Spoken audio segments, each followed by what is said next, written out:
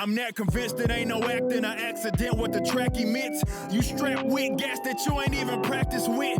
The fact is, you couldn't hit the... Welcome to 3countcommentaries. Raw is a creatively dry show. It is absolutely dingleberries. It is awful. It is an awful wrestling show. It is awful. None of the matches have heat. Almost nobody in the building is over. The building was empty, from what I understand. Almost nobody was there. There was just no reason to watch this show. I'm pretty sure, this is supposed to be was this the season premiere of Monday Night Raw? Or no? Or did only SmackDown have a season premiere this week? This was a very stupid episode of Raw. It was dumb from top to bottom. But I am obligated to talk about at least the King of the Ring and the Queen's Crown tournament. At this point, it doesn't really matter. The enticing match of Kofi Kingston versus Xavier Woods, they threw that completely out of the window, which I kind of figured they would. But they did tease it twice in tonight. For the rest of the show, before we get into the King of the Ring, just do a quick review of the rest of the show. Big E and Drew McIntyre were fighting the Usos. Why was the Usos there? Who knows? Their excuse for being there? We run with the tribal chief. Oops, we do whatever we want. Well, then what the hell was the point of the draft? What was the point of the draft? What was the point of Paul Heyman going to get beat up if you guys just going to do whatever you want anyway? And to be quite honest, I did say that why aren't they just doing whatever they wanted? And then, Sonya Deville and Adam Pearce no, they can't do whatever they want. But no, they can do whatever they want because Bianca Belair is on Raw too. The draft is not supposed to take place for 2 weeks. Why is she on Raw? Why is Becky Lynch on Raw? Why is Sasha Banks on Raw? Why is this happening? Well, it's happening because apparently nobody was there. There were no stars. Lashley didn't have a match. Not like it would have mattered because he's only one person. What were they going to do? Was there a split crew this week or something like that? And I didn't know nothing about it. In any event, The Miz is blue. He's dancing on TV. This is absolutely atrocious. They did the Can They Coexist storyline twice in one show. And the answer, of course, to both times was no. Oh, we're going to have Charlotte Flair and Becky Lynch versus Bianca Belair and Sasha Banks. They're going to cut promos on each other all night as if there's going to be some huge main event. And they've been promoting this as a huge main event. They threw the match out the first time because they were fighting. And they wouldn't stop brawling against their own opponents. And then they forcefully restart the match just for it to get thrown out again because now they're fighting each other. They're fighting their own partners. This is absolutely... You have to be retarded to book this. This has to be booked by somebody with severe mental illness. Why in the world would you do that? That's a waste of everybody's time. You wasted everybody's time. This is why people don't watch Raw. It's a waste of time. You go through all this stuff with Drew McIntyre and Big E. All this, hey, we're going to put our differences aside just for one night. And then they're fighting at the end of the night. It's stupid. Why book that match? Why even waste everybody's time and do that? Why are you putting people who are going to fight each other at some point, putting them in the same match anyway? What is up with that? When did they start doing that? When did they start doing, hey, you're my opponent in 2 or 3 weeks, so we're going to start being a tag team? That's stupid. It's a complete... I'm repeating myself. Raw is the worst wrestling. It's one of the worst wrestling shows ever. It's getting to... This episode of Raw was down there with Impact, as far as I'm concerned. I really should have walked away. If I'd have walked away after Ricochet and Xavier Woods, I probably would have came in here and man, Raw was dope. Hey, Xavier Woods and Ricochet, man, they knocked it out of the park, and they did. They did really good. Ricochet really has borrowed from Darby Allin, the using your body as a pinball. That's great, because it makes the stuff look more physical. I enjoyed that superplex that he did. It looked strangely good. I don't know when the last time I saw a superplex look like it was so devastating. It was a great babyface versus babyface match. The problem is that a lot of these matches, the people in them are not over. This before we get to there, because that's the big problem with the Queen's Crown and all the blue check marks who are crying and complaining and why won't we give the women a chance? The matches are only 2 or 3 minutes. It's like, who's clamoring to see a 10-minute Liv Morgan match? Who the fuck wants to watch Toni Storm and Zelina Vega for 15 minutes? Are these people going to magically turn into Bret Hart just because they have more time? No, they're terrible. Nobody wants to watch this shit. So you keep it short. Kofi Kingston lost to Jinder Mahal, which I pretty much believed that they would. And it was pretty contrived. It was boring. There was nothing really, there was no surprise to it. Veer is back with them despite the fact that he was drafted to SmackDown because the draft didn't matter. We went through all this crap with the draft and the draft didn't mean anything. So, I mean, even though you say, well, it doesn't take effect until, it's like, okay, if that's the case, then you still have to explain why people who are never on Raw are on Raw. It doesn't make sense. It's not consistent. Anyway.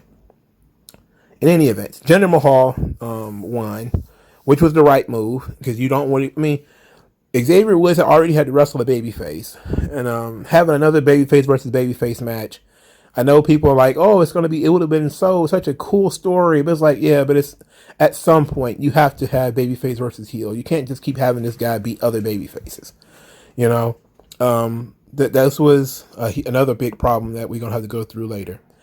So the Queen's Crown tournament, Dana Brooke was defeated by Shayna Baszler, and the match wasn't good.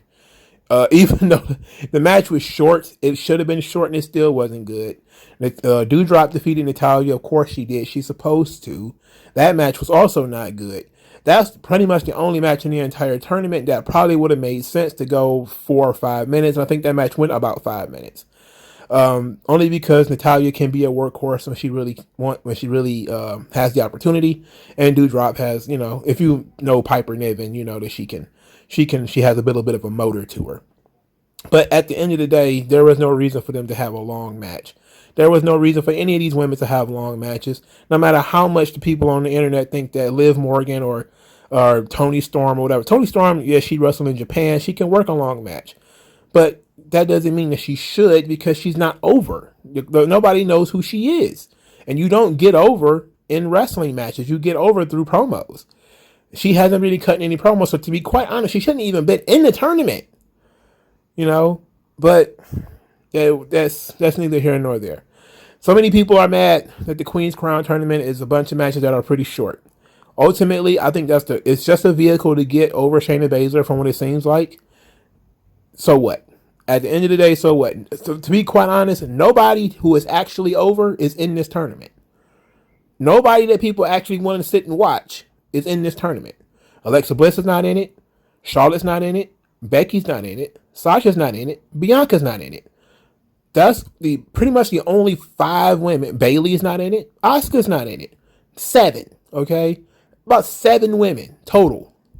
That, the average fan of Raw will sit and watch wrestle for 5 or 6 minutes, 7 or 8 minutes, even longer than that.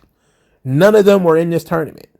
Trying to force the audience to watch goddamn Dana Brooke as if she's going to turn into Kurt Hennig just because she has more time. No, she's not. She's not good. Her 90-second match wasn't even good. That's the thing. It's not good. Carmella is not good. You could say, well, they shouldn't have hired him. I agree with you. They shouldn't have hired him. But they did. And they put her in this tournament. So they need to keep it short. It's not my fault. I didn't book it. I'm only going to tell the truth about it. And the truth is, nobody in this motherfucking tournament should be wrestling 5 or 10 minute matches. No. Keep it short. The shorter, the better. Get them in. Get somebody over. Get out. That's all you need to do. I don't know where this idea came from that, the longer match is the better match, or the longer match means something. It's work rate indie crap. Nobody cares about that stuff. If anything, Bill Goldberg and the Junkyard Dog should have taught you short matches, especially with powerhouse wrestlers or submission wrestlers, gets them over a lot better. It's a waste of time trying to have the Junkyard Dog work 30 minutes because, well, I want people to think that he's a great wrestler and that he really earned this victory. It's like, they don't care about that. There's a complete misunderstanding about the average wrestling fan. Not the idiots who go and watch indie death matches where guys do flips for 15 minutes. Not those guys. Talking about the people who are watching Raw. The people who are watching Raw don't want to see that. You know, that Xavier Woods and Ricochet match was pushing it. And I think it was probably the only match of the night that actually got over. And people was actually into. It was the best match of the night, easily. But it was also a babyface versus babyface match. Because none of the heels have heat, because none of them win. You know, and nothing matters. You had Randy Orton just leave his partner to get beat up and humiliated by Amos and AJ Styles, and then the guy was cool with it afterwards. It's like, what? He got choke bombed twice and round kicked by a giant, and Randy Orton didn't do shit. Who would have thought that was a good way to book somebody? Oh yeah, we're just gonna book you to go in there, get zero offense, get your ass kicked, and then you still best friend. Come on, man. That shit doesn't even make any logical sense. You know, like, oh, but Randy told him he wasn't going to be there, which makes it even stupider.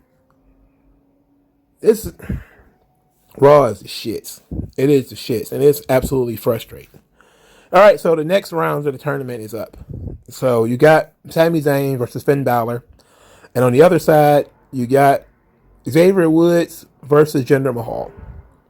I think clearly Xavier Woods wins that match. Jinder Mahal, he could use being the king of the ring, but where is his ceiling? He's going to SmackDown. He's not going to wrestle Roman. Roman ain't spending his time wrestling Jinder Mahal. So why do that?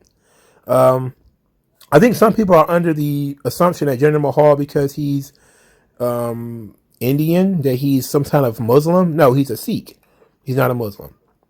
Sami Zayn is a Muslim, but he's Syrian. And Syrians and the Saudis don't exactly get along, so he ain't going to Saudi Arabia. So you can just put Finn Balor in the main in that spot. So essentially, it's going to be Finn Balor versus Xavier Woods, or Finn Balor versus Jinder Mahal. One of the two. I personally am all in on Jinder Mahal versus Finn Balor, because then I have a fair idea that Finn Balor will win the tournament, and he has the bigger upside as far as going on to do something major in this company. Even though, you know, he's a little bit older, he's the only one with some real upside. He's the only one for that Big E. I can see Big E wrestling, or seeing somebody wrestling for a title in the future. Big E is not going to wrestle Xavier Woods. Xavier Woods can win the King of the Ring 10 years in a row. They're not wrestling each other. And they've made that painfully clear over the last several years. They're not wrestling each other. So we can get that out of your mind. So that means that the King of the Ring, if it's going to be a push that comes out of this thing, either you're going to give it to Jinder so that he can wrestle, I'm guessing, Roman on SmackDown. I don't see the point in that. Or he can wrestle with the Intercontinental title, I guess. And which is pretty much vacant at this point, because once again, Shinsuke Nakamura is the champion and nobody seems to talk about it, care about it, or anything to that effect. Or you give it to Finn Balor. And Finn Balor could theoretically use that as a way to challenge Big E for the WWE Championship, which is good. Now, the Queen's Crown tournament, you got Carmella versus Zelina Vega. Both of them are heels. This is a poorly booked tournament. And it ain't got nothing to do with the match times. It's just stupid to not have a babyface on one of these in this bracket. Why would you not have a babyface in this bracket? Who are the fans going to cheer for in Carmella and Zelina Vega? That match gonna be 30 seconds because nobody's gonna get over, and that's part of the reason why nobody can get over. Because there's always people losing. Zelina Vega's a perennial loser. Carmella's a perennial loser. There's no come on, Doudrop isn't a loser. So Shayna Baszler is a loser, but she's starting to hit that U-turn. And I'm guessing the winner of this tournament is going to be either Doudrop or Shayna Baszler. I'm guessing, from the looks of things, that they may put it, the finals is going to be Carmella and Shayna Baszler. That's going to be my guess. Now, why do I say Carmella versus Shayna Baszler? I think that if you look at the women that Shayna Baszler have been attacking, it has kind of been the women who really shouldn't be there. You know, the ones who, the Eva Maries and the Nia Jacksons, the annoying women who shouldn't be there, who don't have the credentials, and they find some way to survive. And then they run into Shayna Baszler and she chokes them out and then she's trying to break their arm. And even though you can't really say that for Nia Jax because her sheer size is different, but she's Big Show, the women's division. But if that's that's the best I can do when it comes to looking at a theme of some kind in all these women. And Carmella fits that. She's been very, very annoying lately, and I could see Shayna Baszler winning the tournament and beating Carmella in the main event of the tournament, and then trying to break her arm in Saudi Arabia. But also that would imply that Carmella's probably going to wrestle in a damn t-shirt in Saudi Arabia. Oh, but then there's also the question of Shayna Baszler and her sexuality. Would she even go to Saudi Arabia, knowing how they treat the gays? I don't know. That's a question for a different topic. I'm guessing they wouldn't know that, but I'm guessing they also would. But that also would be like a great thing. Well, they haven't made a big deal about Shayna Baszler's sexuality, but it could be a thing. She's LGBTQ and she wins. She gets to wrestle in Saudi Arabia and she wins. That could be something. It might be able to put that on a PR statement somewhere. Like, she's an LGBTQ athlete and I'm pretty sure she wouldn't even want that if they did, because she seems to shy away from that kind of stuff. But in any event, Shayna Baszler should win the tournament. If, Doudrop beat Shayna Baszler next week, you're just gonna have to kiss this one goodbye and not care. But it's the same thing with the first women's Money in the Bank.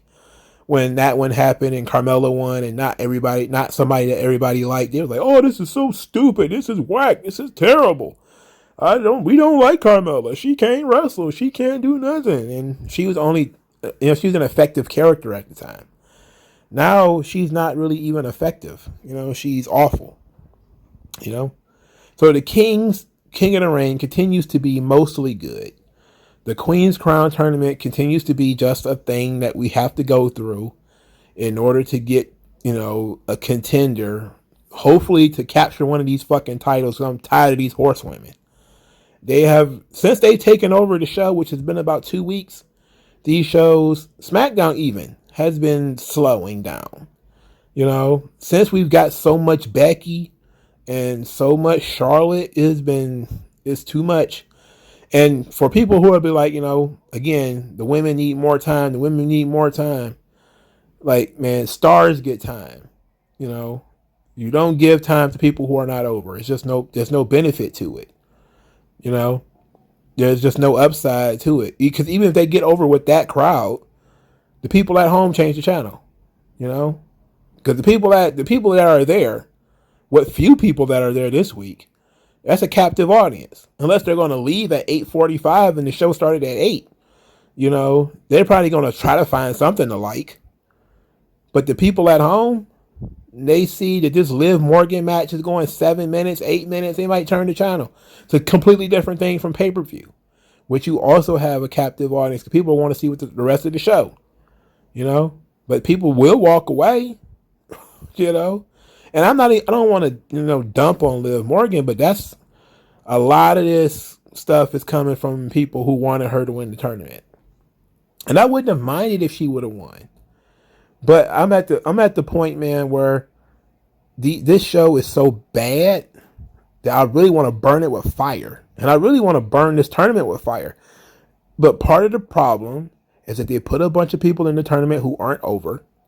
They're not making the horsewomen or Bianca or anybody else earn their spot. They just top stars because they're top stars. And normally I would be like, okay, that's what you should do. But when you're trying to establish the thing, you're trying to get the thing over, you should put it on somebody credible. And I think the first King of the Ring. The first King of the Ring was won by Bret Hart. And I'm not talking about the very, very, very first King of the Ring. That's what I'm talking about.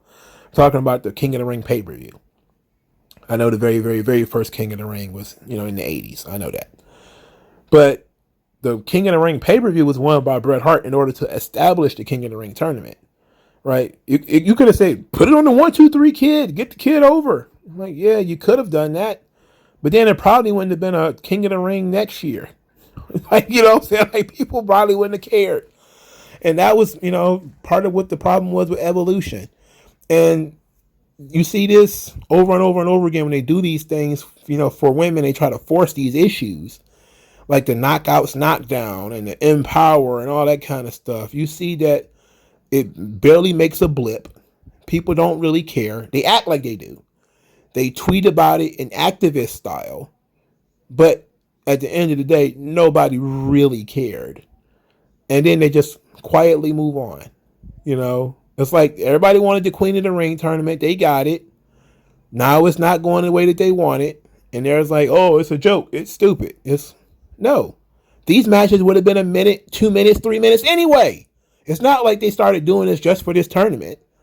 The longest Liv Morgan match ever was probably that match she worked on with Carmella on the pay-per-view, Extreme Rules. That's probably the longest match she's ever been in. Okay? None of her matches are long. None of Zelina Vega's matches are long. Toni Storm, outside of NXT, doesn't really work long matches. Natalya, why would you even want to consider watching Natalya for 10 minutes? Why would you want to do that to people who are paying you money? You should try to make those people happy. You want to force them to sit and watch Natalya for 10 minutes? Not when you could have done literally anything else? Anyway, there was the Ali Mansoor storyline, got its resolution when Ali beat up Mansoor after losing to the Hurt Business, even though they weren't even announced as the Hurt Business. They would just call Cedric Alexander and Shelton Benjamin. They're not even doing the suits and the regular Hurt Business gimmick. It's dumb. It's whatever. At least they won. And that match was short too. They're keeping all of the matches short, which is fine. Again, you don't want to it's a cold match too. So, okay, you want to keep these cold matches short. Makes sense. So why do we have so many replays though? Like we replaying something we literally just watched 15 minutes ago. That shit makes the show feel so long. It's like, man, this show, if you didn't watch Raw at 8 o'clock, there is no benefit to you going backwards just to listen to people talk. If something happened, like somebody got injured or somebody got, pushed off the stage and you want to show that more than once, okay, cool. But if it's a promo segment, why are we just reiterate what they said on the commentary and leave it alone? Why are we showing that again? Like it's a highlight. Why are we showing highlights of people walking around with microphones? That shit is horrible. It's a horrible Raw. And it got me in a bad mood, and it's a scatterbrained ass review, and I don't care. They don't care, I don't care. Fuck this show.